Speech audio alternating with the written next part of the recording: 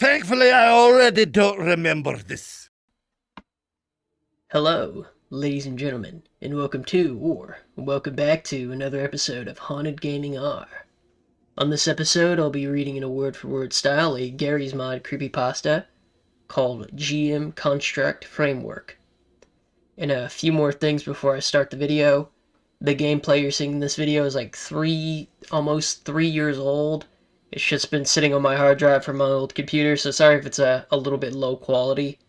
But if you're watching this from cam tape, it's gonna be low quality anyway. So, and I appreciate my cam tape viewership a lot too, even though I'm just re-uploading some of my old videos in there.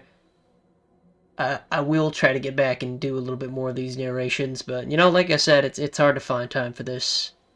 And for the people who have been like unsubbing on the YouTube channel for the fact that I don't put out consistent uploads, that's fine. I don't really care. Like I said, I'm just doing this as I go. But yeah, besides the preamble, so suspend your disbelief, grab your physics gun, and let's connect on into GM Construct Framework. Gary's Mod. Who doesn't know this awesome sandbox? Well, I'm kind of addicted to it. With more than 2,200 hours of playtime, I can safely say that I am kind of addicted to it, or mostly addicted to it. But not so long ago, something kind of weird happened that really weirded me out. No, it flat out scared me. I avoided Gmod for a while because of this event, but I'm slowly edging back into it. This one day I was browsing multiplayer servers, because after an eternity of playing alone, I thought it would be a nice idea to play online with some people for once. So I opened the server browser and waited for some servers to load. It took a long while, and I was waiting about 15 minutes until I saw a server pop into the browser. GM Construct Framework.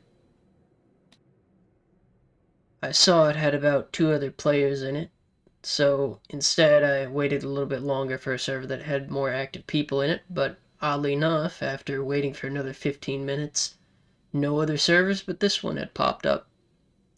So I shrugged and joined the server. My Gmod froze for a while before I connected, which is pretty normal for me. What did catch my attention, however, is that the server is downloading something, stuff with the name framework_A and framework_B. The download took a while. It must have been a pretty huge file, I thought. The download bar jumped back and forth a few times, and at last I spawned. The map was just GM_construct. Scattered on the grass area, there were several contraptions, probably made by the 2 players on the server. Talking about those 2 players, I didn't see them at all. So I hit the tab key, and there was indeed 2 players on the server, however. I'll call them Hodge and Podge. I hit Y and typed in the chat. Yo dudes, Hodge and Podge, where are you at? And the instant after I hit enter, Hodge replied, Leave. I was kind of weirded out by this strange reaction, probably the weirdest response I ever got on a Gmod server. I responded, Yeah, no dude, I just came here to do some multiplayer with you, smiley face emoticon. And then Podge responded. His grammar and English were a bit odd, so I thought there was just a slight language barrier. We can't play, we're stuck. Stuck how? A glitch? I responded. A while of silence followed, and I hadn't moved from spawn point so far until I got a message from the server. It only appeared in the middle of the screen for a short while in what seemed like Comic Sans font. Podge has left the server via the framework. I was a bit weirded out. Via the framework? I asked Hodge. Dude, did you see that? What is the framework? To which he responded, Find the darkest room on the map. He's gone. I'm still stuck. He doesn't let me go. I perked a brow and shrugged it off and decided to just leave the server. Just a bunch of trolls trying to be funny, I thought. So I hit escape, but the menu didn't pop up at all. I hit escape again, but there's no menu. Control-Alt-Delete then? Nope. I couldn't exit Gmod. I didn't want to turn off my PC either because it had a bunch of unsaved Word documents, Sony Vegas files on it. I sighed and slumped my shoulders with a grump expression on my face. I just went ahead and began making a contraption on the server. A bunch of benches with engines on it. I pressed V to no-clip to see it from a top-down view, but the thing is, the server appeared to have had no-clip disabled. Then I saw that Hodge sent another message. Find the darkest room. Can't leave until he alerts you. Framework room. The room on the server before I headed in. I sighed again and wished he'd fuck off with his cryptic bullshit. After an hour of doing random stuff on the server, I grew massively bored. I've been flying around, jumping off buildings, colored the white room brown, and shot myself in the mirror 100 times.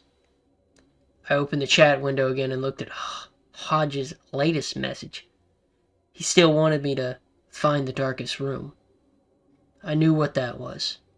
That room you see ahead of you when you enter the small building that you see on the left of spawn. I hadn't entered that room the whole time because I generally find it a useless place. But for now, I could make an exception. Seeing as how I couldn't no-clip, I sprinted my way to the room. As soon as I stood in front of it, I heard one of the zombie growls from Half-Life 2. Hodge must have spawned a zombie in there trying to scare me. I thought. I turned on my flashlight and then proceeded into the room. Another growl echoed through the room, and I took a turn to the right, walked through a short corridor, and then turned left. Now I looked straight ahead into the big emptiness of the room. I messed around with the physics gun a little and seeing if I could grab Hodge's zombie with it. For those who don't know, the phys gun is the tool used to grab everything in Gary's mod. When you grab something, a small glow appears on the object and the beam turns brighter. But no matter how much I swept the beam through the room, it didn't turn brighter. What did happen, though, is that the beam glitched up when I aimed it at a certain point in the room. Every time I passed that point, the beam glitched up. It didn't go any further than a couple of inches from the phys gun, as if something invisible was blocking it. And while I was standing there, still aiming the glitch beam, I saw a message from the server pop up. Hodge has left the server via the framework. And thus I was the only person left on the server. Perhaps this framework thing was just the admin who just coded the kick message to display like that. Either way, I was a bit weirded out by the phys gun glitch. I'd never experienced anything like this before in those 2,200 hours. I felt a wee bit uneasy about this. There was no zombie in the room at all, so then what made that growl? And why was the phys gun glitching? I walked further into the room, still aiming my phys gun at whatever made it glitch. I was wearing headphones at the time, and oddly enough, there was a sound coming through my left earpiece only. It sounded like heavy breathing by someone who's got a lot of slime in his throat. It was a very weak sound, though. Apparently it died off as quick as it raised. A sudden loud beat made me jump from my chair. I looked at the screen. Nothing had changed, at least I thought so. When I touched the mouse to look to my right, the whole screen spazzed out. Same was for pressing the W or S key. That's when I heard something coming up in my left earpiece again. It was a heavy breathing like from before. I let go of the mouse and keyboard because I knew it spazzed the whole time. The breathing in my ear got louder and louder, and it made me feel extremely uncomfortable because it sounded so real. Like someone was actually breathing in my ear.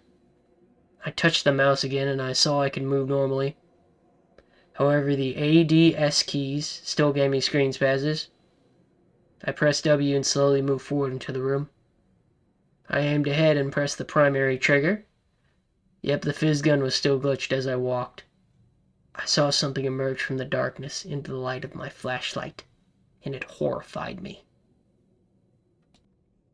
I can barely describe what it was. Floating in the air is what I can only describe as a bloody human skeleton with the legs, arms, and pelvis missing. The rib cage was completely broken open, and the spine was elongated and apparently had a skull on the bottom. The arms and shoulder blades were at an odd position on the back of the skeleton. From the right shoulder blade protruded a third arm with a skull on top. From its spine to its secondary spinal column protruded, on which there was another skull that I can only assume that was this thing's main head, if you can even call it that. It was frightening as it slowly moved into the light of my flashlight. My heart raced, and my eyes were widened as I mumbled, "No, no, no," over and over again. The breathing in my earpiece hadn't stopped. The closer I moved to this skeleton, my screen started to behave. Screen tearing, colors which were way off. The screen began to shake crazily, and the fizzy gun was still glitching out. I didn't hesitate to take a screenshot of the thing, and the moment I did, the screen froze, and the sound stopped. It remained like this for 7 seconds. Suddenly, the skeleton thing lunged at the screen as a painfully loud beep sounded from both my earpieces. I yelped and threw the headphones off as Gmod shut down. My screen now completely black. I cursed and stared at the screen, my heart racing. I thought my PC had been turned off and that the whole thing was a virus. After I managed to calm down, I noticed that my PC was still running. When I looked at the screen, I noticed there was an image on it, slowly fading in. And after a while, I could see the image more clearly, and I was immediately unnerved by it. It was a picture of a semi-bald man standing in total darkness with a frightened expression on his face. Looking at the left side of the screen, and behind him towered a skeletal figure reminiscent of the thing I saw in game. However, this thing looked much more menacing and taller. Apparently had blood dripping from the skull's eye sockets, and it loomed over the man as if it were about to devour him. The image was vague, but it looked so real to me. On the bottom left of the image, I could barely make out 2 words. The framework. This image was saved to my hard drive, and I can't remove it. The feeling of dread then took me over as I felt that skeleton monster looming over me as if it loomed over me as it was the man in the picture. I wanted to move, but I couldn't take my eyes off that image. Out of the blue, the image just faded out, and then some white text appeared on my screen. The framework has let you go.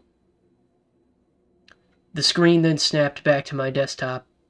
The background had changed to a black and white version of the image that I had seen. Less horrifying, but still made me very uncomfortable. Luckily, I could change it back just as easily. It took me a while to get everything straight.